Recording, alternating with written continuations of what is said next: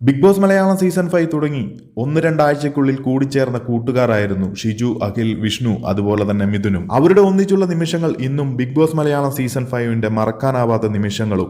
അവർ ഒന്നിച്ചു നടത്തിയ ഗെയിമുകളെല്ലാം തന്നെ മോസ്റ്റ് എന്റർടൈനിങ് ആൻഡ് ബ്രില്യൻ എന്ന് തന്നെ പറയാം. പ്രേക്ഷകർ എല്ലാവരും 4 പേരെയും ചേർത്ത് നിർത്തി. ഇവർ ഈ സീസൺ പൊളിച്ചെടുക്കുമെന്ന നിലയിലെത്തി. കാരണം ഒരു ശോകം നിലയിൽ തുടക്കം മുതൽ മുന്നോട്ട് നീങ്ങിയ ഈ ഒരു സീസൺ ഈ 4 പേർ ചേർന്ന് പ്രേക്ഷകരെ എന്റർടൈൻ ചെയ്യിപ്പിച്ചു.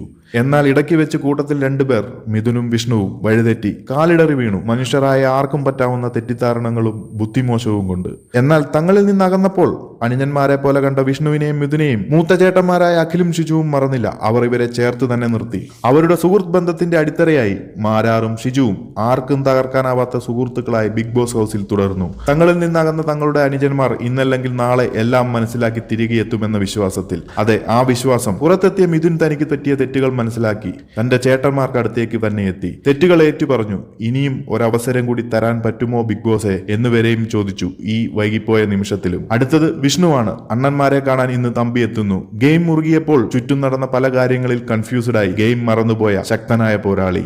ഇന്ന് ഷിക്കു, അക്കു, വിക്കു, മിക്കു എന്നീ 4 സംഘത്തിന്റെ ഒത്തൊരുമിക്കൽ. ബിഗ് ബോസ് മലയാളം സീസൺ 5 അവസാനിക്കുന്ന ഈ നിമിഷത്തിലും ആഗ്രഹിച്ചു പോകുന്നു ഇവർ ആദ്യം മുതൽ ഒടുക്കം വരെയും ഒരുമിച്ച് നിന്നിരുന്നുവെങ്കിൽ ഈ ഷോ തന്നെ വേറെ ലെവൽ ആയിരുന്നേനെ എന്ന്.